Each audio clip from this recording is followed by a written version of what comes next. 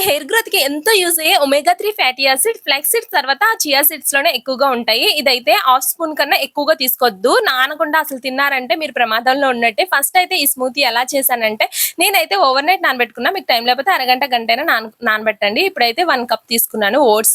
దాంట్లోనే జీడిపప్పు, అలానే ఖర్జూరం, కొన్ని కిస్మిస్‌లు, అలానే వాల్‌నట్స్, బాదం పప్పు నానబెట్టుకొని తీసుకోవాలి. చియా సీడ్స్ కూడా వేసేసుకోండి. మిల్క్ మీకెంత క్వాంటిటీ కావాలంటే అంత క్వాంటిటీ మొత్తం వేసేయండి.